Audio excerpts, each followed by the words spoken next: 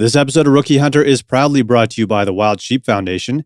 Become a member, renew your membership, and join the Less Than One Club at wildsheepfoundation.org. And make sure to check out Sheep Fever, the official podcast of the Wild Sheep Foundation. Do your part to put and keep wild sheep on the mountain.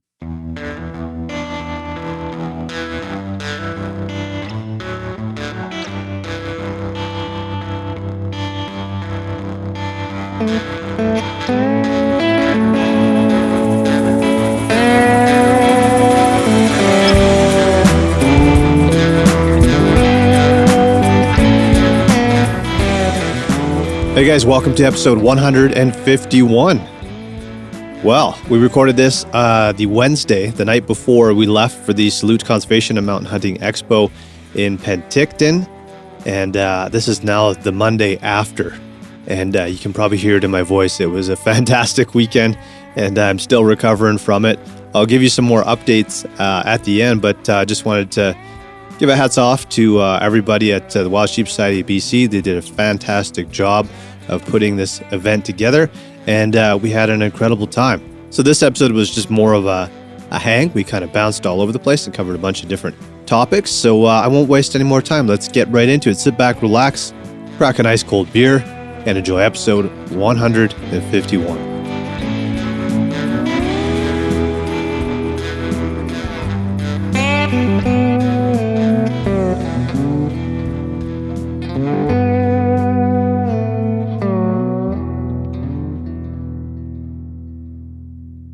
Oh, boys, welcome.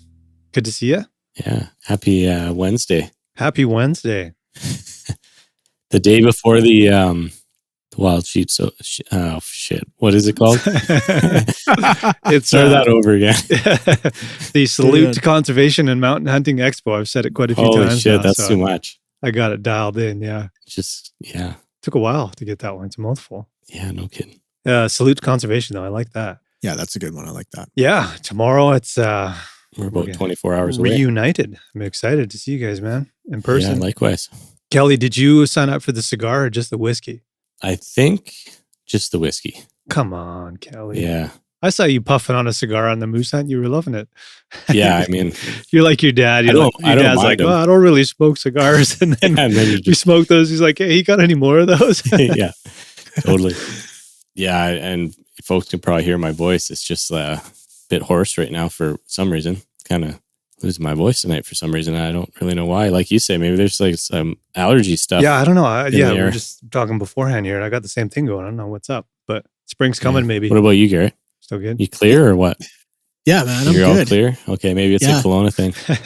Must be the whiskey. Yeah. Yeah. But yeah, looking forward to tomorrow. It should be fun. You guys are going to be there in time. We're going to have some pizza and then hit some whiskey and see who's there. And then all day Friday, we got Expo and Sheep Hunter University. Should be fun. Yep. Kelly, you got to take off, but Garrett and I are going to hang out for the banquet. Yep. I should be there most of the day on Friday, though. Race and all that kind of shit going on. Oh, so Garrett's going to do backpack race. You should. You're the only one that hasn't. That's true. So, although you might have to wait and do it in Reno. That's where initiation takes place. That's true. Yeah, I'll save it for Reno. Okay. Yeah. Nice. I thought there was an age limit for that backpack race. Like you got to be under 35 or something. Nope. Not at all. I swear there's some like 60, 65ers at Reno. Yeah. Really? Yeah. Holy fuck. I'm definitely not doing it. I won't do it again. One's enough for me. Yeah, I'm done. One and done. You get lit up by some 65-year-old. Yeah. Well, you might be the only one that makes it through without falling. I almost made it. Yeah, it looks intense. I don't know, man. I like going like slow and steady. That's kind of well, it's not worth like in all seriousness, it's not worth wrecking your knees for either. Right? No. But what do you win if you win it? I don't know, backpack maybe? A backpack, yeah, Stone Glacier backpack, and it might be like a cooler or something like that, right? Like they're pretty good prizes, but yeah, that's pretty good. You don't want to wreck your ACL over it. No, do you remember that? Which was easy to do. The same night that I did it, Kelly, some guy like fell flat on his face. It looked like he put his teeth through his lip or knocked a tooth out, or an older guy too. Yeah. So he was. They had this like 2x4 beam that was going across the marble floor there, and he went off the end of it and just face plant right on the marble floor without putting his arms out, like just total face, smashed his glasses. But yeah, he popped out like bloody face and just kept on running. Holy sheep hunters. Yeah. Did he win the backpack? No, he did not win that race. Should have got a gift card or something. That sucks. Yeah. Yeah. He Gift won card for the pharmacy. Yeah. Yeah. He won a NDA. Oh no. He won a non-disclosure agreement. Yeah, exactly. They gave him a little envelope of cash and said, "Hey, this didn't happen." Yeah. Don't wreck this for us. Yeah. Let's start with some fun stuff here. 2 weeks ago, Garrett and I did the horse episode, which was fun. I know, Kelly, you haven't had much time to check out the full thing, but it was pretty exciting for me to talk to Garrett about it, and just the prospect of like going into the Alpine with these guys and them taking some of the load and, increasing opportunities and going somewhere new. So it's pretty cool. And Garrett, we got some good feedback. I know you were kind of hesitant. You're like, I don't think people are really going to want to hear this, but people were into it, man. Yeah. I'm sure. And, I don't think it would resonate with people. No, me just blabbing on about horses. Yeah. Well, I don't think you need to be like, I don't think it's, most people probably won't get horses or don't have opportunity for it. But I think everybody that's in the hunting world, like generally is curious about all the different ways you can hunt. And like we were just talking about, you guys were walking the horses up the mountain on Monday. Yeah. And, how does that even look? Like, are you walking in front of it? Or are you walking behind it? Like, are you pulling it like a dog? Pretty much all of that. Yeah. You're not riding them yet. No. Yeah. No, not yet. Not yet. But yeah, it's like even the details, right? Is like, because I'm thinking, okay, we're probably going to be hunting with these horses and walking them. But, what does the detail of that actually look like? And, what are we going to have to watch out for? I mean, I'm sure I listened to enough of the podcast where I know we got to meet up and go over this stuff and hang around with the horses a little bit more. But there's a lot of details there that I think if you have horses, you probably take it for granted. But if you don't, it's like a whole new world, right? Oh, definitely. Yeah. I think I mentioned in the podcast, you just gotta be calm and know what to do, because if you're freaked out, they know. Yeah. And it just makes shit 10 times worse. It's like pouring gasoline on the fire. Yeah. Yeah, I bet. But and that's why I think it'd be good if we can coordinate for Kelly and I to come out in the summertime and just meet the horses and take them for a walk and sure. Get comfortable with them. And just to have some like potential scenarios in mind of like what could happen, what to avoid. Like you said, Garrett, just simple things like the rain jacket, just shaking out your rain jacket, scaring the shit out of a horse. Yeah. Right. Which I would assume that like you would get that, right? That's something you would be like, oh yeah, I wouldn't do that. That'd be fucking dumb. No, I would do that for sure. Yeah. I mean, if something's wet, you give it a little shake. You don't think the horse is going to shit his we pants. better revisit this. That's what I'm saying. What happened to Garrett? He's not with us anymore. Yeah. The horses. Rest in peace. Rest in peace. Yeah, Garrett. Yeah. No, but it's small stuff like that, man, that sometimes you wouldn't think about it. You would just instinctually do something. Yeah. And not think much about it, but consequences involved when you got a big animal like that. So for sure, man. And they're all different too, right? They all bring a different personality to the table. I mean, I'm speaking as if I know I probably was a little concerned about the way I was talking a lot the last podcast. Like I'm learning at this too, right? I'm not definitely, I am no pro at it. So it's like, every day is a learning curve for me. So I try to learn as much as I can. I always come at everything like that.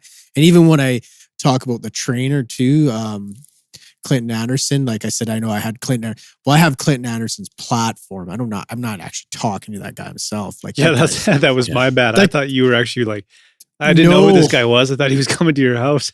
No, this guy's massive. Like, he's huge. And there's a whole pile of trainers out there. He just had the material that I could. Yeah, no, that's great. That, I could learn from. It's basically, and I don't think you got that far, Kelly. But anyways, Mike was asking me how I learned how to work with the horses. Yeah.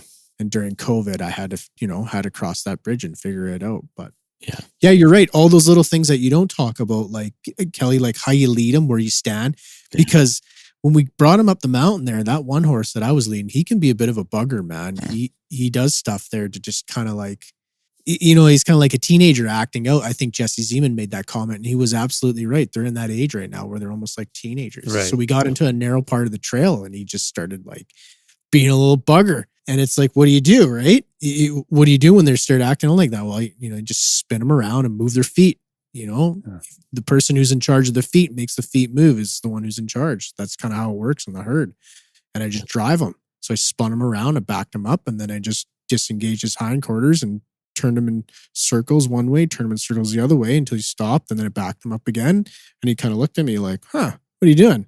And then we're back at her again. Then he started listening. Then he acts out again. And I do that again. I turn him around and back him up. And, it's like kind of hustle their feet a little bit. And then they start using the thinking side of their brain where they really start to think to you. But I was mentioning before, like I brought my hounds up there and something had died. The coyotes, I got a whole bunch of coyotes behind the house. And like even the turkeys are starting to disperse a little bit, but I think they got something up there. Something definitely died in there. But then when me and my wife brought the horses through that in a little narrow stretch, you can definitely tell like their sense is heightened. They have a little, their nostrils are all flared out, their eyes, you get the white. It's like, oh, they got like almost a sixth sense going on here, these horses. They know what the heck's going on, man. Yeah. Even when they they turn their head and they look at something, they're like, there's something over there for sure. They know there's something going on. Yeah. So I guess it's just knowing what to do and you guys being safe. If we're going to do this, I want you guys to know as much as I know to be as safe as you can. Yeah. Right? And like I was saying, I was sort of speaking for Kelly, but I know that we were we both want to know as much as we can. So if there's stuff you want to send us as far as like videos or reading material or anything along those lines, because I don't think either of us want to go in there with you and not knowing what the fuck we're doing. We'd rather. Oh, and I would never be like, you guys are fine. Yeah. I would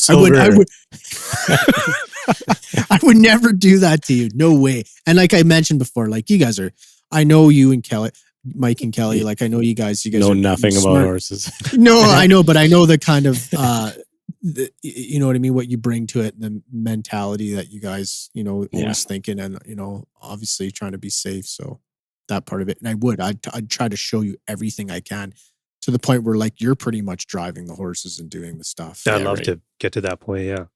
Yeah, man. I have been on horses a couple times. I was on I rode my uncle Rich's horses a couple times, but I was pretty young. And it was like I want to say 16 years old, and then nothing since. He had some pretty wild hunting adventures, didn't he? Yeah. And he had a pretty big horse too. Dakota was huge. Yeah. But because he would hunt with folks that you guys know and trail there. And I saw all the pictures. It looks awesome, right? This like the romantic side of the horseback hunting piece. It's everybody I think would at least want to do once. For sure. And then if you have the opportunity, if it becomes a thing, then yeah. Well, that's awesome. I was saying to you guys, that's what Chris said last week. He said once you do it once, you're hooked, man. Yeah. Well, it beats. I imagine it beats putting 60, 70 pound pack on and hiking for 4 days. I mean, my leg is still angry, like what if I do that too much? Yeah. It's just same here. I think you gotta train all the time for it. So, but we're getting older, right? I mean, we're getting closer to 40. We're closer to 40 than we are to 20. So, I mean, there is a difference there, right? I mean, if we were NHL players, we'd all be retired by now. I know. Something to think about. Bring on the horses. Yeah. Bring on the horses. Jesse says the same thing. He's like, I don't backpack anymore. Just does the horse thing? Yeah. Yeah. I mean, I'm sure he does to an extent, but not like sheep hunting, backpacking, Like I think they bring the horses if they're going. But he's got a few of them though, doesn't he? Yeah. Yeah. Like I'm just trying to figure out how to manage too. And you see some of these people with the whole string. It's like, how the heck do you do that? Yeah. How are you managing all those horses? Because they're a lot of work. Yeah. And that's one thing that Chris said too. He said it definitely cuts into your hunting time, but it's like once you get into the routine of it, It's just part of it. Yeah. Right. So it's not. Yeah, right. You got to love But- that piece as much as you do the hunting. Exactly. Oh, and I do. Yeah. I love having them. They're awesome. They're cool animals. It's just cool. I mean, if it's a dog or if it's a horse, or just having an animal with you. I mean, we've brought Earl on a couple of trips now, and it's just cool having an animal around, man. Yeah. Yeah. So I was Kelly, I was saying to Mike too, I got him, me, my wife, and my kids, we got the horses down into this part up in the mountains there where they were kind of nibbling on the grass below what snow was left. And I was like, well, they're being pretty good. I'll just take them off the lead here and just let them kind of do their thing. And I took them off the lead, and I'm like, seconds later, they took off like a gunshot. And my heart was just pounding. I was like, oh, that was stupid. Oh no.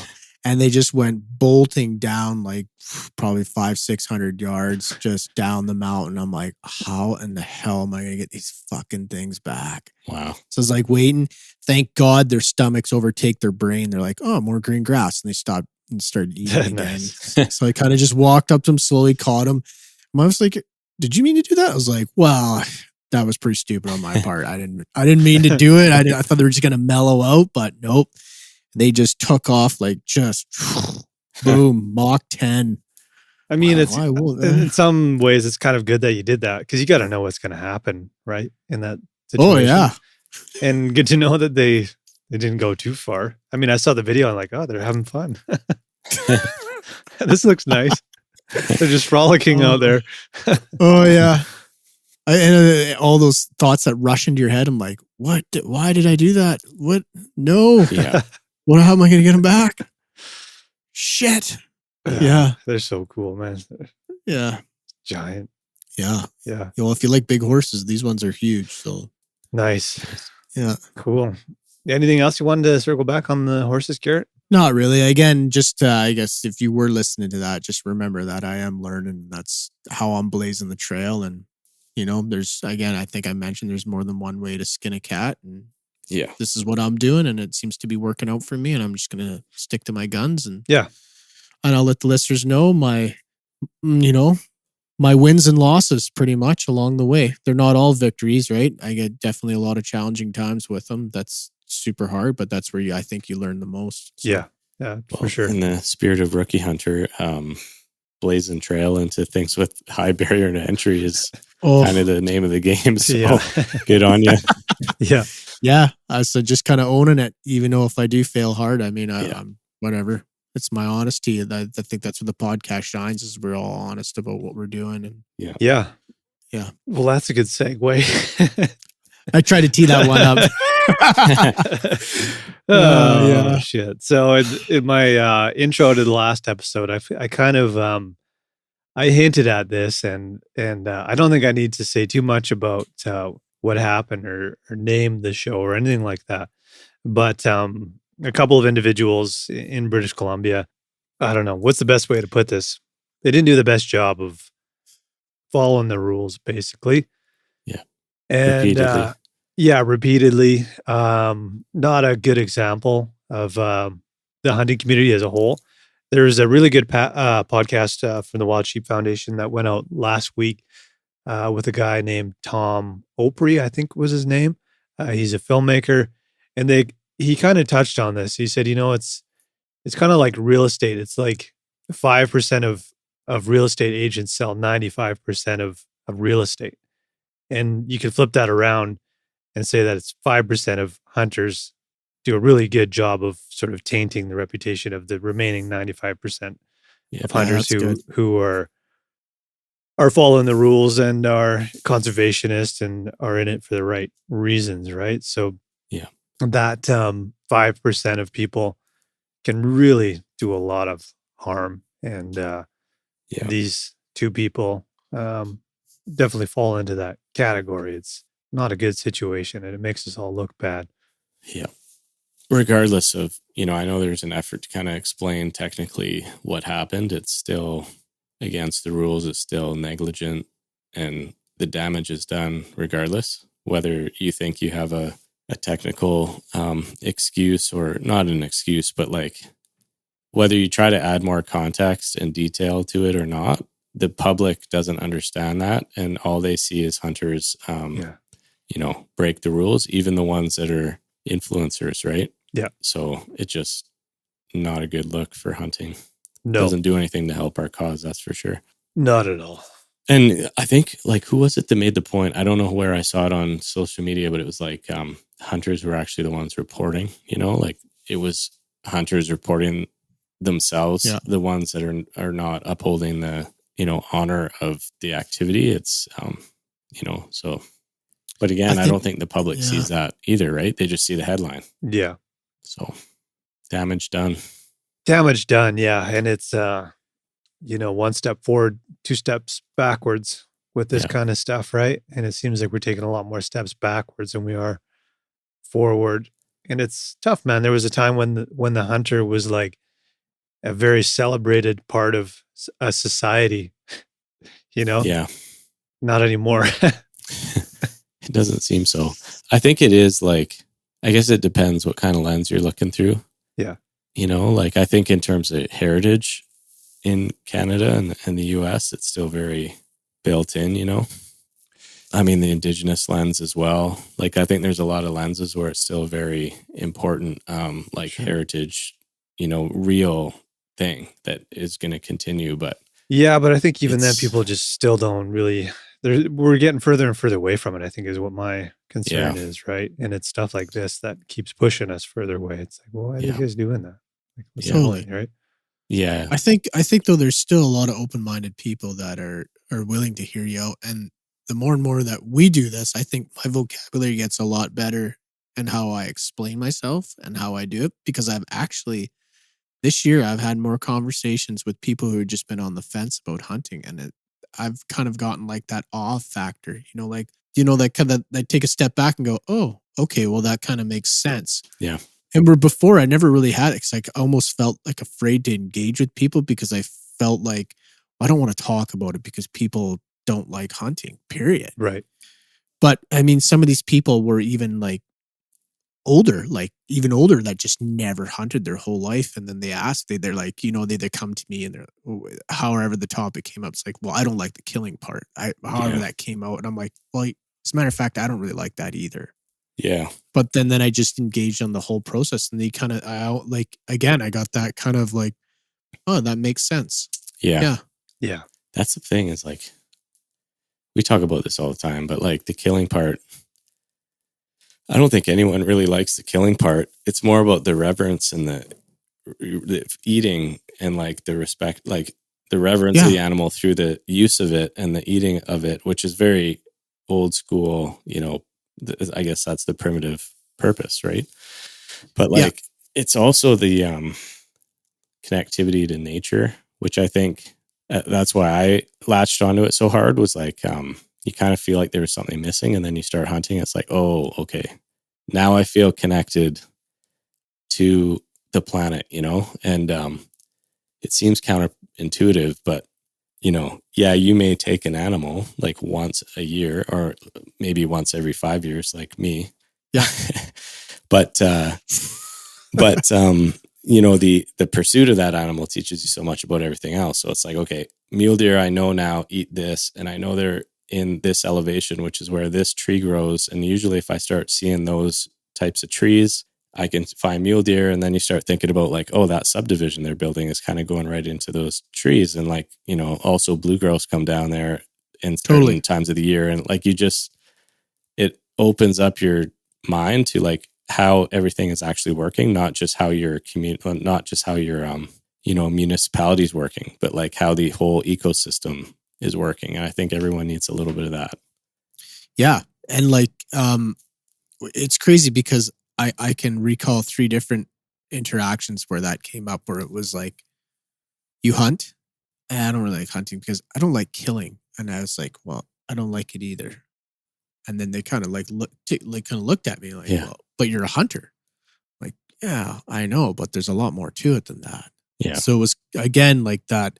Oh, I just, I crossed the bridge here. Now we can actually have a conversation. It's like, well, this guy's just not out there running around trying to shoot everything. Yeah, exactly. It's like Brian Chan isn't just a fish murderer. He's actually one of the most knowledgeable biologists. Fish murderer. He's like, find somebody that knows more about the ecology and like, what do they call it? People that know about insects and stuff, like, the whole like life cycle and ecology and, everything, wildlife about fish and how to catch them and, what they eat. But it just teaches you about the whole biodiversity of everything involved. Like, so, yeah, I mean, if we need more people like that, right? Like, I feel like those individuals, like, did they just get swallowed up by the, media, social media, that, they could not just stop this great wheel turning, that, they had to find every chance possible in order to make more content. Yeah. The content making, when you put yourself out there, content, you got to keep creating it, got to keep it going. Or are you talking about the folks that got themselves into trouble? I'm talking about the folks that got themselves in trouble. Yes. Yeah. So like, or if they just like, just to me, because I think it's like you said, it's just they're not doing their due diligence and they just went in there blindsided. And it's like priority. The list of priorities is a little backwards. It's like, big animal show photos, and then like regulations and responsibilities kind of maybe on the list, but not really. And that's a big problem. It's a huge problem. Yeah. And I think social media kind of pressures, I'm not making any excuses or, there might not be any correlation in this case at all, but like just generally, I feel like social media, whatever the topic is, it seems to like put pressure on people, right? Like whether it's being fit or being a hunter or being like, if you're in that world, there's a lot of pressure. Yeah. So, and it's not easy. It's not easy to, harvest animals. Yeah, exactly. It's hard. Yeah. Yeah. Yeah, man. And I know this isn't the case anymore, but I know in the beginning, Kelly and I had conversations. We're like, man, like we have to like harvest an animal or people are going to stop listening to this, right? Because, despite our best efforts, there was long periods where we weren't getting anything and our luck turned around eventually. And that's what it was, is luck and time out in the field. But I hope that people can look to us as more of a realistic role model as far as like what is achievable. Yeah. And I asked you guys this before recording. Kelly, did you harvest anything this year? No. Garrett? No, neither did I. We were a part of a successful hunt, and I have moose meat in my freezer because of it. But all three of us, none of us pulled the trigger on any big game species. It did shoot some grouse and some snowshoe hare and stuff like that. But no, we didn't. And we still had an amazing time out there, which is the important part. So I think there's this real unrealistic view of like, wow, man, all like these influencer guys, they're out there, they're getting a couple elk, they're getting a moose, they're getting a deer, they're stacking up all these animals. Yeah. For the average guy, that doesn't happen, man. And we have had really amazing years. There's the one year I got my 4-point buck, and then Kelly got a whitetail. Garrett, you got the elk, and I think those were all the same year. Same year. Unbelievable! Yeah. What a crazy year. Next year, nothing. You know what I mean? The year before that, nothing. Yeah, there's like years of empty freezers. Yeah. We thought we had it dialed. I was like, oh, yeah, this is actually easier than I thought it was going to be. And then nothing for like 5 years. Yeah. Yeah. So, it's hard not to feel that pressure, but don't let that pressure make you do something stupid. And when I'm out by myself, even if I've looked at the regs 4 times over, and I do it every time, the night before, I'm on Hunt Buddy and I'm looking at the next day and I'm looking over everything. I look at it over and over and over again, just to make sure, okay, things change for tomorrow. It's 4 points only, or it's antlerless or whatever. And then when I hit the trail and I'm out there and like, hey, Kelly, I just want to be sure, like, this is what is legal today, right? And he'll be like, yeah, you're good to go. So I know if I see that particular animal, then I'm good to go. But I just like to, even though I'm like 100% sure, I just like to ask Kelly, like, hey, I'm good, right? Yeah. Just to get one more voice, really, and then Kelly's responsible if something bad happens. But you know what I mean? It's like, it's almost like an OCD fixation on like, is this legal or is it not? I know it is, but I just want somebody to say, yes, it is. Yeah. That is looking at like a different resource, Well, like that's a good point, man, because that can segue right into, what he said about not knowing where he is. There's no again, excuse for that. Kelly and Mike, you guys know how in tune we are with our landmarks. First of all, you don't want to get lost. Yeah. Second of all, like when people know who we're talking about here, but when he made his apology, it's like, you're a hunter. Like that's one of the, I mean, it's like trying to eat a steak without a steak knife. Yeah. You're going into an area, you're looking for landmarks to make sure you know where the heck you are. Yeah. In terms of trying to navigate your management unit and making sure you're abiding by the rules. Like that whole thing, it's like, well, I crossed this base and I'm not really sure. Well, what? Yeah. Like that, to me, it's like I go into the woods all the time and I research the crap out of it before I go in there, that I know exactly. Big part is so I don't get lost. Yeah. And I know where I am and I know I'm hunting the right management unit. Yeah. Yeah.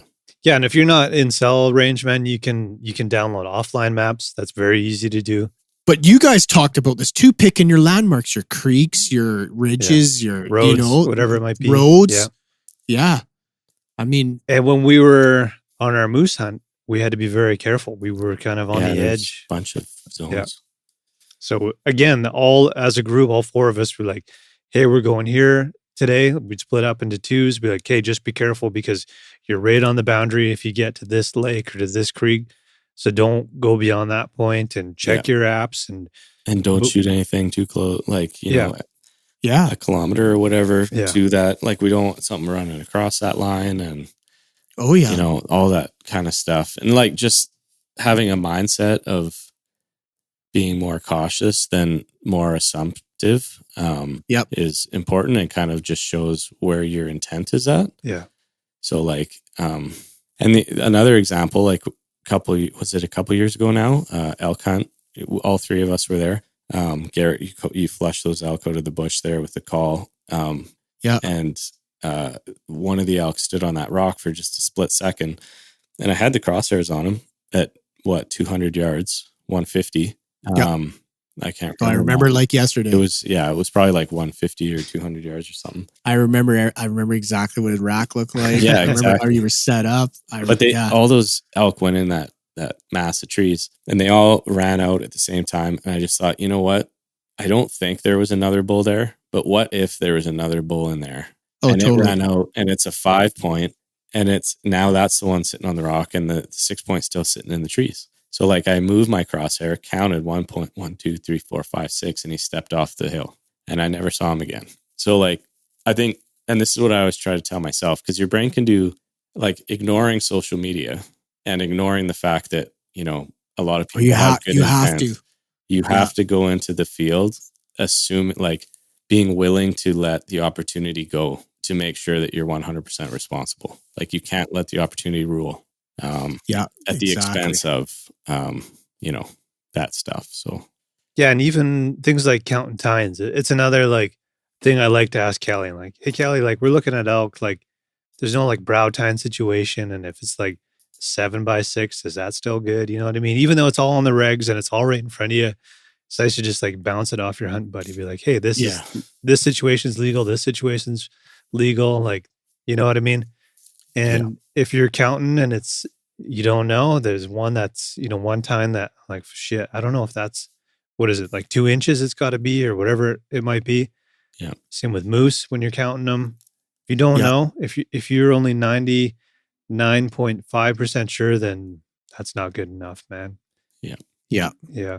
There's those times now where like even I can recall me and my dad went hunting one time, and this big genetic 3-point muley jumped out, but it had a little sticker on the side of it. And we both looked at each other and were like, well, that is 4, but it's got to be an inch. That's pretty close. And we let it walk. And this thing had a huge frame on it. Just one of those big giant 3 points that'll probably never be a 4 point. Right. Yeah. But it had that one little sticker coming off. It's like, no, it's just too much of a chance. Yeah, it could be. And what I've learned, And what I've learned through this podcast and our whole journey through hunting, it's like, nope, it's not worth it. Not doing it. Not going through it. Yeah.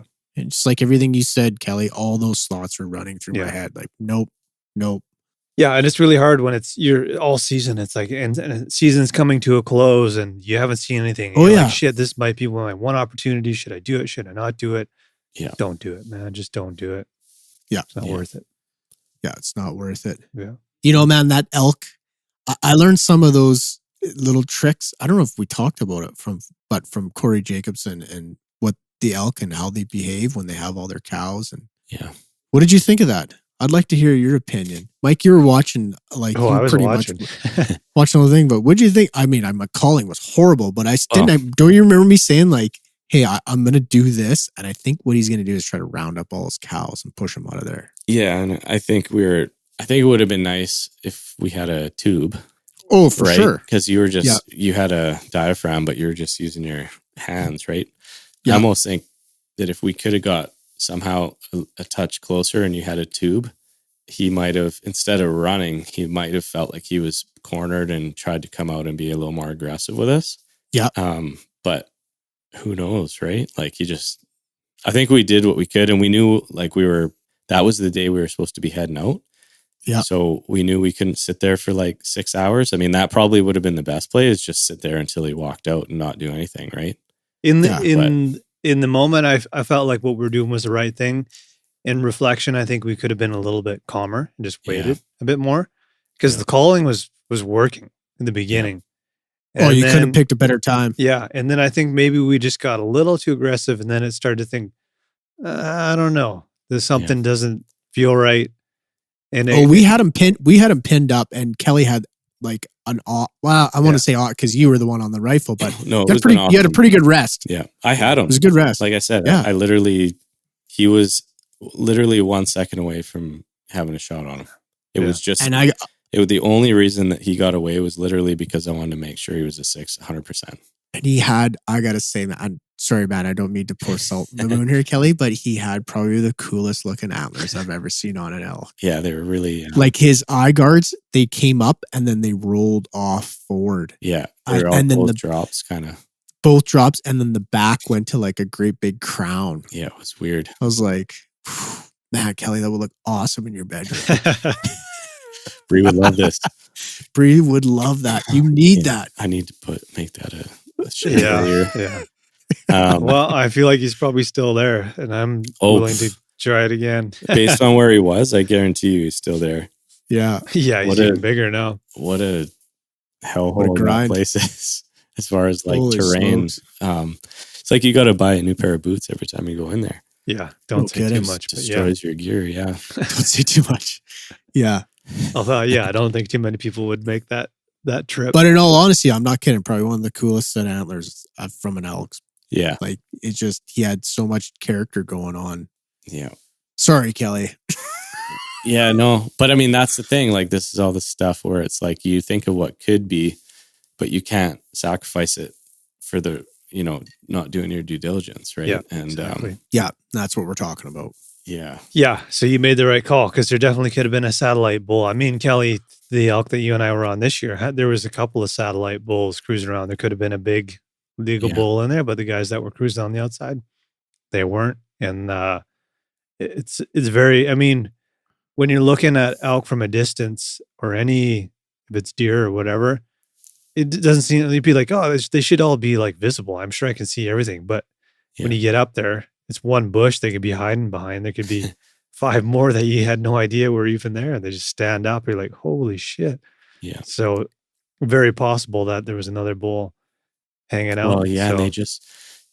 They flew out of there like a storm, right? Like it wasn't like they all just kind of moseyed out and had 5 minutes to stare at them. It felt like 15 seconds, and they were running around for the first 10. And then it was just that last little bit where there's a chance. So yeah, I just wish that somehow we could have got to a point where they relaxed and walked out calmly. Yeah. I think if we had more time, we would have sat and just waited for him to come out, but we didn't really have that. And the calling was working, but it's one of those things. I mean, it's a learning experience. We haven't done a ton of elk hunting. And I think next time we would probably be like, all right, let's call for a bit, see what happens. Let's not overdo it. Yeah. They don't come out. Let's wait for him to come to. The other thing is, like, we were pretty close, Garrett. Hey, like, do you remember how close we were? I want to say a couple 100 yards. No, we less were than like, that. We were like 100. Yeah. Oh, yeah. So, like, that's my point too, is if you already have them pinned down, because it might not even have been the call that really pushed him out. It could have been the wind changed. It was a time factor. True. Yeah. It was like, because I remember saying the wind like, was swirling in there though, up against the cliff walls. It could have been too, for sure. But going back to what I've learned and what I've researched, I was like, this bull already has his cows, his harem. Yeah, he doesn't need any and fight. he doesn't want to. He wants to keep all those. I could be totally wrong here. Anybody can chime in on this, but he's like, I'm going to protect all my ladies. Yeah. The best I can. Let's just go. And I remember saying like, and I'm not saying, look at me, I'm right on all this, but I was like, I think if I challenge him right now, he's just going to round up all his cows and be like, these are all mine. I'm out of here. Yeah. And I'm taking off. And I was thinking like, well, if he gets up, that's going to be your opportunity to shoot him. And that's what was going through my head. He was in that, like, well, like you said, we had him pinned down there. I was like, look, he's not doing anything. They're all bedded down. I was like, I'm just going to start wailing at him. Yeah. And then he's going to get up and you're getting an opportunity. I didn't think they were going to move that quickly though. Yeah, I agree. Because you're right. He got up and you had that, like it was so quick. And then he just pushed all those cows and they were ripping, man. They were ripping. Yeah. And I think like where I was kind of going with that is maybe we should have used our rangefinder to see what an area. I'm comfortable shooting to 300 yards, let's just say 250, right? 30, yeah. But like, you've seen me at the range with the rifle. Like I'm like super comfortable with my rifle at 300 yards, right? Yeah. And it's one thing to say that at the range versus on an animal, but I think an elk is a big animal. So anyways, let's just say we used our rangefinder, check out a spot we could have hid that was 300, 250 yards away. Yeah. And we have them pinned down. We know where they are. And maybe that's, it might help take that wind factor out because I'm not 100% that it wasn't a factor. Oh, for sure. So like maybe being too aggressive in how close we thought we had to be, given we had rifles, was another thing I'd do differently. Yep. I think if we weren't leaving that day, we would have just sat behind that rock. Yeah. And eventually, if the wind would have changed, it would have screwed us. But if the wind would have stayed right and they were going to get up and feed, I think that would have been your best opportunity. Yeah. Like Mike said, just wait them out. And you said, but we were packing up and leaving that day. And I want to say that I even heard them through the night. Oh, bugling next 100%. To our tent. Yep. Like I was like, did I hear a bugle? What? No, I'm just. I think they were like pretty close to the tent at one point, man. Yeah, like not far off. It wasn't dreams, when I don't remember if it was the first morning or the second morning. I know there was a young bull that we saw too. It could have been that same day, and then we saw them up higher with the legal bull with all the cows. So yeah, they were definitely, and it was crazy just crawling to the tent because we knew they were there, out of the tent, which is kind of the whole goal of going in there is like, let's go somewhere where we can crawl to the tent and we're hunting, and that's what it was. And it always happens like that. It's like you wake up, you're like, we're not hunting elk, we're hunting mule deer. We don't. Do you want to go after these elk? Yeah, sure. Okay. I don't want to. Like when you always let your guard down. Yeah. It's like, oh, cool. Here's a really good opportunity. Yeah. That always happens we're to us. We're sitting there making breakfast and coffee and we were very casual about it. Yeah, literally, like in our long johns going, yeah, those are elk up there. Huh. It's given the area where we were and how far like the pack out would have been insane. So I think we're almost like trying to give them an opportunity to leave and make noise. That's exactly was like, they're going to take off and then this will be done. We don't need to go. They didn't go anywhere. And you were calling from down below there and they were curious. Answering. And it was, as soon as they answered, I was like, and then I got the spotter on them. I like, that's a 6 point. I was like, oh shit, we're going to be in for a long day. But it started like that. Like most of our successful hunts do. It's like, we don't really want to go after these things. Here they are here. Yeah. Well, we were already kind of mentally in it, to your point of calling it, and we were running out of time. Yeah. So to have that happen right at the end, it's almost like how excited you are and how anxious about just the whole situation at that stage in the hunt. It's kind of overwhelming. You just never know what's around the corner. That's the best part about hunting. Yeah. That's the most addictive part. Yeah. Yeah. Yeah. Oh shit, we should probably actually go after this giant, huge legal bull elk. What else are we doing here? Yeah. Oh man, That was a it's good trip. That's what, Yeah. yeah, man. I always say this too, but that's what I like about fishing. It's not much different. You just never know what's going to happen that day. Yeah. Yeah. Mike and I had a good, we got to get out again this summer, actually. Like we went out last summer there. You caught a good. That was fun, rainbow. man. I was thinking Yeah. about that today, Like a actually. 4-pounder almost. Yeah. Yeah, it's good. That was a nice Do you have fish. to be as equally secretive about your fishing spots as you do hunting? Is it kind of? No, Or not really. Or can you be like, I was fishing on such and such lake? Is that okay? Or Yeah, I mean, I tell everybody where I'm fishing, and I keep a notebook so like I can look back over the years and see where all of my catches have come from, like depth and depth over the ground and Yeah. lure and what the weather was and all that. So I don't know. It's not as secretive. I mean, I wouldn't tell anybody the exact spot. I mean, Mike knows where I go usually, but Right. and it seems to be like if I look at my book, it's where most of them come out of this lake in particular. But Yeah, there's a little, I mean, you can say Yes. what lake, but there's a Honey little hole honey there. hole there. Yeah. yeah, he's got a sweet spot. It makes sense Yeah. when you're there too. Like, yeah, this seems like the Yeah. spot they would be. Yeah. and you catch him there. yeah, and Yeah. it's always same depth with similar lures, and yeah, there's definitely one formula that's working. But it took like 5 years to figure that out. So it's just kind of cool to like have that knowledge and Yeah. pass it to other people and pass it to your kids, and they don't have to start from scratch. It's like, Yeah. hey, James, like take the boat if you want with your buddies, but like go to this spot, put this lure on, you guys will be good. And then boom, they're, Yeah. Cool. Don't tell anyone. who's his friend? I need to know. Kelly, even you taking me and me catching that fish, like reignited my interest in fishing. Yeah. Yeah. Totally. So that's all it takes. And yeah, like I said, I don't even what made me think about it, but I was thinking about it this morning. Just popped into my head like, I'd Yeah. like to get out and do some more fishing. There's something about having, especially if you catch one, and I put my fly rod out a lot too, just trolling, but there's something about having a fish on the end of the line, that, It's exciting, man. 'Cause yeah. you're just waiting. And it's always like, you're like, fuck. I mean, it's nice to be out there, especially where the spot that we're fishing is kind of a spot that generally is kind of close to our hearts, I would say. It's just nice to Yeah. be cruising in that area. Yeah. And then it's always when you're like, probably not Yeah. going to catch anything. Yeah. And then It's all of a like sudden right where you you're ready to fucking- give up. You The see your rod. rod It's tip like- just bounce and you're like, oh shit, there's a fish on. Yeah. It's exciting, man. And then Yeah. that's that spark that's like, oh man, I want to do this again. That's Yeah. just waiting for it. Very You much know, like that. Sometimes like my mind play, I'll like be like, okay, I'm giving up now, kind of hoping something will happen. Yeah. What's going on? No, yeah, it wasn't a true give up. I'm still in it. Yeah. Pretty hard, so I can do this. And the other thing I was going to say before we switch gears here is turkey's coming up. I mean, April's not far away, like a month away here almost. Yeah. That's right. And the proposed changes, I think there's a proposed change in there for turkey too. Where's here? Let me look this up. You guys keep talking. Sure. I'll But do yeah, I the was going to say it'd be research. cool if we could coordinate a turkey hunt together in the Kootenays. I don't know how likely that is. We talked about it Yeah. before.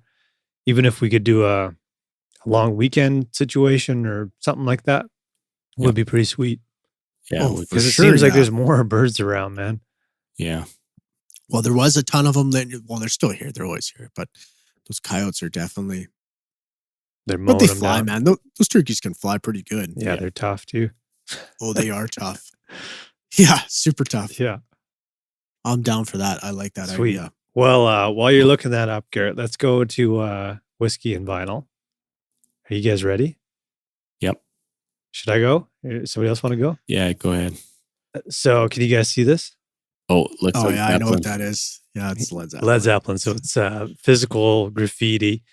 Nice. And we won't be able to include this on the podcast, but I want to play you this song. You guys will be able to hear it. Trampled underfoot. Yeah. Nice. Hopefully So, that's not an omen for what's going to happen with the horses. yeah, good point. So yeah, Trampled Underfoot. I mean, this whole album is great. It's a double album. And I don't know. This is just like speculation, but I feel like Led Zeppelin was at a point where they could just like make a record for themselves, where they're just like having a good time. Like, let's just make music and make something cool. And the whole album is like pretty unique. And at the time, so in this, well, I remember hearing this song for the first time, and it was on vinyl. It was actually this vinyl. This was my mom's record, and I put it on. I think I discovered. That's awesome. Yeah. And just, do you remember the big speakers that my mom had and my parents had in the basement? So it was their old record player, this record, and this song came on. I was listening to the full record, but this song in particular, I was like, oh my God, just the drums sound huge, and Bonham's like just laid back, but like very powerful drums. And it's John Paul Jones, the bass player, is playing the clavinet. That's kind of like the prominent instrument that you hear in it. Yeah. And What the hell's a clavinet? it's a keyboard instrument. So it's like Crazy. stringed, and it's almost like underneath. I think it's almost set up like a guitar. So when you hit the key, it hits the strings, and it's almost like a fretboard situation underneath in there. And then there's a pickup inside of there, and you can probably run it through whatever amp. I've never actually been able to record one, but it's like Hohner. They make harmonicas. I'm sure you know the name. Yeah. And it was like the Model D. So this was like kind of a new version of the clavinet. Billy Preston was using a clavinet, and I think like Stevie Wonder and shit. So they were kind of using it like more in like pop tunes. And then John Paul Jones used it on this album in like a totally new way, and it was kind of replicated in a lot of songs after it. But I remember hearing it like, what is that, man? Like, this is the coolest shit I've ever heard. It's so different from anything I've ever heard in my life. And when you're young and you're discovering music for the first time, this whole record was just like, oh my God, this is like amazing, like unreal. There's so many good tunes on this album, but this is one that really jumped out. So that's my pick. I would fall asleep with Led Zeppelin on. Yeah. Led Zeppelin was huge. And then, I mean, it was obviously huge, but huge for me. I remember just the very, Presence was another album that really like kind of blew me away. I discovered their older stuff before their earlier stuff, just randomly, because it was my parents' record collection. I'm not drinking whiskey. I'm actually drinking, Friend Brute, but I wanted to pair this one up because I feel like this record would go really good with this beer that I had. I put up a story on the weekend. Oh yeah, nice. I was cross country skiing, and I bought some Four Winds. It's their light lager. Would go perfectly with this record. This is a beer record on like a vintage sofa, just hanging out with big speakers, and it's got to be on vinyl. But how the fuck are we gonna top this? you won't. You won't. But like you guys can see the can. It's got like the gold top. Yeah. Oh yeah. I really liked it. I hadn't had beer in a while. I don't drink that much beer anymore. So there's a little throwback to Four Winds. Nice. Still remain at the top of our beer suggestion. Nice. Awesome. There you go. A good one. Yeah. Speaking of clavinets, I think, isn't that what Garth from the band used to play? Like up on Cripple Creek? I think that's a clavinet in that too. Could be, yeah. Anyway. Both from like the band. Yeah. Like Robbie Robertson. Yeah. Yeah. Yeah. Because if you listen to From that Wayne's tune, World? it's got that same kind of wah-wah, like it's got a weird. Yeah, it sound sounds to more right? like a guitar. Like Yeah, right. it's one of those Leon instruments Helm. where you hear, you're like, what is that? Yeah. Kelly, you got to follow that. I can't follow that. Yeah, that was a pretty cohesive one. Yeah, we gave you way too. You got to be a time limit on how you can explain stuff. Right? We got to set some rules on this. Ooh, I've got come on, one of the all-time great albums. I know. This one given to me courtesy by Mike, but courtesy of Mike. Fleetwood Mac, Rumors. Oh yeah. I mean, I don't know what you can even say about this. You know, It's other than unreal. it's just one of the greatest albums of all time. Yeah. There's a list of like top 10 records to have on vinyl and like listen to on vinyl. I think that's like the number one record. It was just like really good for vinyl. Yeah. Yeah. Nice. Yeah. It's an awesome album. Never gets old. And as far as whiskey goes, just sticking with the staple Buffalo Trace tonight. Nice. A classic. Yeah, Kelly, what classic track would you choose off? Because this has kind of been your job, I guess, to upload the Spotify playlist. Yeah, you know, I was a little not super prepared tonight. So I ran downstairs and I grabbed an album, and I was coming up, I was thinking about that, but I kind of gave up and I started just setting up my microphone and stuff. And I thought I'll have time to think about it. And then you call me on it. But yeah, I don't know. I mean, the chain is unreal. Yeah. I just like the build up on it. I just don't think there's anything like it, right? I mean, the album's amazing. It almost has like a Freebird kind of feel at the end there. But there's so many people covering tunes on that album. Yeah. Yeah. There's just, I think there's one there. Is it called? Stevie Nicks sings it. It's near the end of the album. Gold Dust Woman. Yeah. The guitar player from Allman Brothers, he used to play, what the hell? Warren Hayes. Come on. Yes. He does one of that. Mm. Oh man, it's unreal. Nice. I think he does it at like Blues Fest with like Joe with Bowen Government Mule. Government Mule. Yeah, that's it. Nice. Yeah, I don't know. What would you pick, Mike? I don't know. I mean, Dreams. Dreams is, I mean, that's kind of an obvious one to pick, but yeah, I love playing that one on the drums. It's just such an iconic drum tune, man. Even just like the opener, the secondhand news has just got a cool vibe to it. Like, I don't know. You pick anyone. You just throw a dart at it.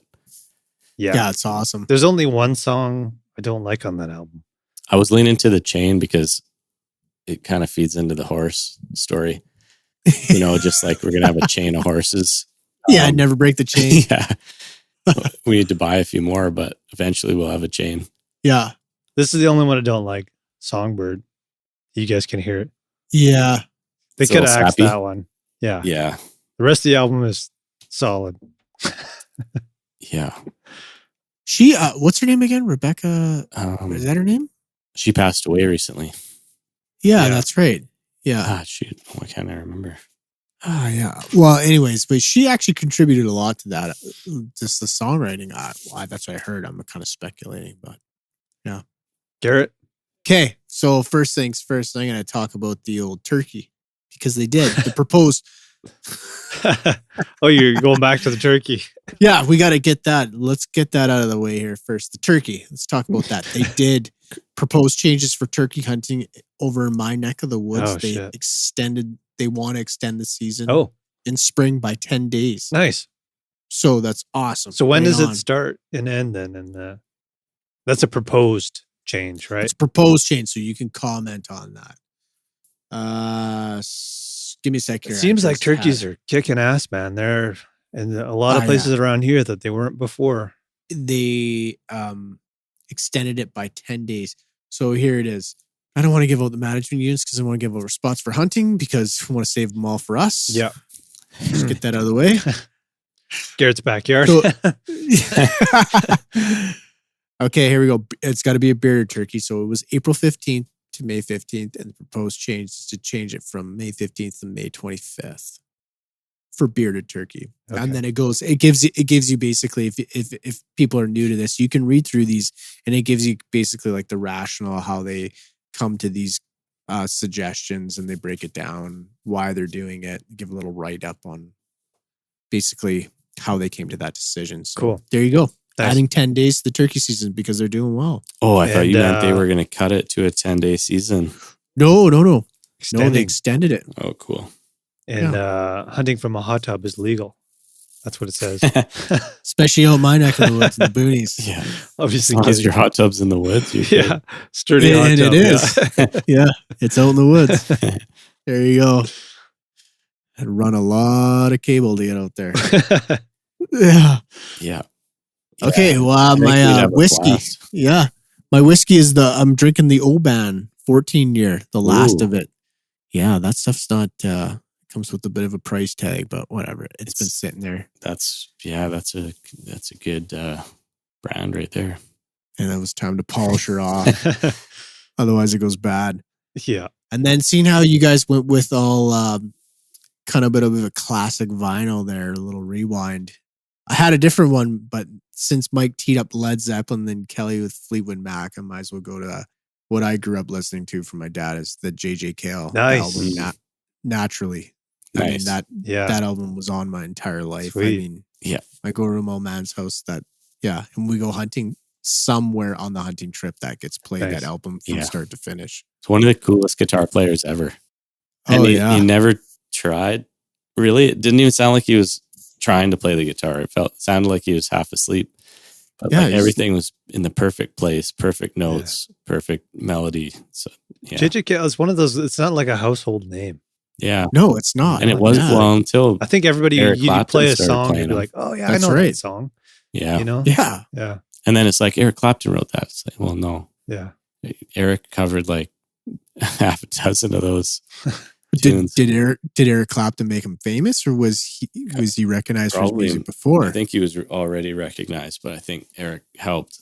But yeah, I mean, to your point, I don't think when people hear Eric playing some of those tunes, they think it's like After Midnight. Yeah. Like, oh yeah, that's a good Eric song. It's like, well, no, it's not. Call Me the Breeze. More like the later generations. I'm sure that people grew up with this stuff are like, yeah, we know this. But for our generation that was kind of missed it, right? Yeah. We kind of know it as an Eric song, but Even I mean Led Zeppelin, CCR, a lot of those songs are all covers, man. And you think of them as that band's songs, right? Yeah. Yeah. Well, Jimmy. Yeah. You know what one? Jimi Hendrix.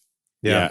You know what one jumped out at me lately was "Hard to Handle" by Black Crowes, and it's actually that's a good song. It's an Otis Redding song, unless it's even before Otis Redding. I doubt Could it. be, yeah. But, It's funny you bring it back to one person, then you're like, oh, it actually it goes back again. even further. And yeah, now I got to Google that just out of curiosity. But yeah, I heard him talking about that on Howard Stern.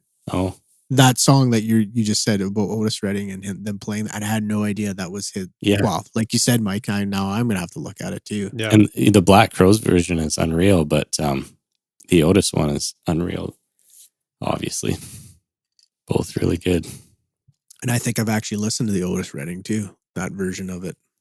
It's written by Otis Redding, so we solved that mystery. Oh, there you go. There you go. Sweet. And it's Christine McVie. Christine McVie. Yeah. Nice.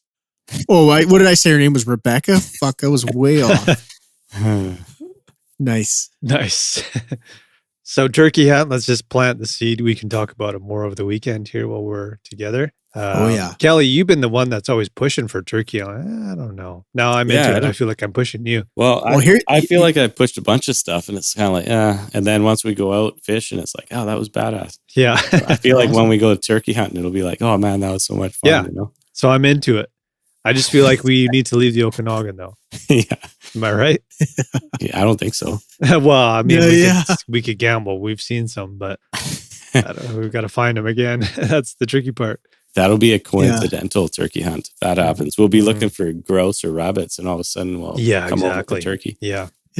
Well, I shouldn't. I mean, assuming the seasons line up, which they don't. Yeah. Again, check the regulations. Yeah, totally. But before we wrap up here, and we're gonna end on a depressing note, and like we've said in the past, if you made it this far. Kelly, that's what you get. That's what you get. So I think it's important that people in British Columbia, and I know a lot of our listeners are in British Columbia, that CWD, chronic wasting disease, has made its way here. And I think we always kind of knew that was something that was going to happen. Kelly and I had done episodes on this before. When I did Faces of Wildlife and talked to Dr. Adam Ford and Chloe Wright at the University of British Columbia.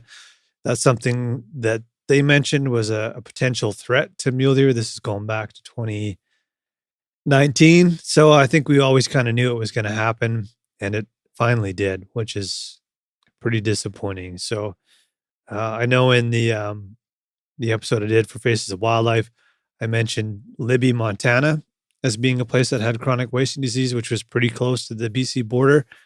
And that would be in the Cranbrook area. And that's kind of where this has popped up. So I don't have all of the information in front of me, but I think there was, I can't remember if it was a mule deer buck and a white-tailed doe or vice versa. But 2 deer were discovered to have chronic wasting disease in the Cranbrook area of the Kootenays. So pretty disappointing news, obviously. And that's all, folks. See you next week. Yeah. Well, see you later. I know I have a clip of this summer of Kelly talking about what CWD is. And like how we're laughing at this. Like, what else could you do at this point, I guess? Oh, man, it sucks. Yeah, for sure. I'm laughing at Kelly because that was perfect. Chronic wasting disease is a neurological disease that affects cervids. The species includes deer, elk, moose, and caribou. There is no direct evidence that it can infect humans, but people are advised to take precautions. So it's like a brain thing. It's like mad cow disease is the best way to... You call it like a prion? Yeah. I should play the clip that you did on... Yeah. I think I took it. It totally lost me there. It would be extremely scary if it could jump into humans. I don't think that's a thing anyone wants to think Garrett, about. they call it like the zombie disease. So if you see these deer, just they don't act normal. They look very unusual. I've never seen one, obviously. Yeah. Anyway, it's not good, man. I think they lose a lot of weight. They just look very like out of it. It's probably pretty disturbing to see. I've never really observed it, so I can't say for sure. But and then I think I took this from BC Wildlife Federation's website, but it says be aware that there are mandatory submissions for CWD in highest risk areas and voluntary submissions everywhere else. So I'm assuming that's like everywhere in BC. So if we harvested we should double check that here, that's exactly like word for word what I took from their website.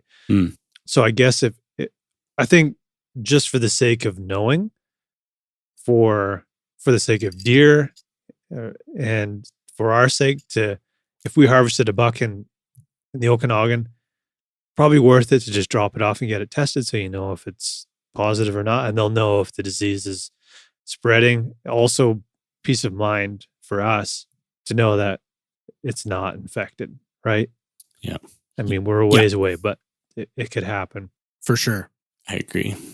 Just peace of mind. And also like it's good for their tracking and so the disease is 100% fatal with no known treatment. I already said it's not known to affect humans or livestock, but that's kind of a unknown area at this point. I wouldn't eat it if I were you. I was going to say I wouldn't. No, you wouldn't want to do it. So submissions of samples for CWD testing is mandatory for white-tailed deer, mule deer, in management units 4.1 all the way up to 4.8, and then 4.23 to 4.25 with 1 week of harvest. But hunters are encouraged to provide samples after harvesting a deer anywhere in British Columbia. So that covers that. In many cases, antlers must be kept by the hunter and accompany the carcass when transported to the place of residence. Antlers and hide, the cape, can be kept by the hunters and used for taxidermy. So there you go. Yeah. But be aware of it. Be aware of the regulations. Yeah. It seemed like an inevitable thing. Like, I don't know how you stop it. I mean, I'm not an expert, and I think obviously they've been monitoring that area for a long time. It just sucks that it finally happened. Yeah, definitely. Bummer. Hopefully I don't know. Is there a possibility that with ongoing monitoring, it can kind of shrink back away from our border? Or? The thing is, man, is we're just so underfunded. Yeah. And I think that's how it ended up here. And that's how it's going to be hard to reverse it. Yeah. Yeah. So read somewhere else too is even if you find a dead animal, just a carcass, you can report it, or you can take it out, remove it out of the bush, and then dispose of it because you don't want that shit out there. Yeah. And be careful transporting shit too. Yeah. Agreed. Well, that was a great way to end off this one. Oh, man. Just a doozy. Yeah. Yeah. But on a brighter note, I'm really excited to see you guys tomorrow in Penticton. Prepare your liver. I think it's going to take a beating. Yeah. Right. Right. We'll see you then. Yeah. Cheers. Cheers. Cheers.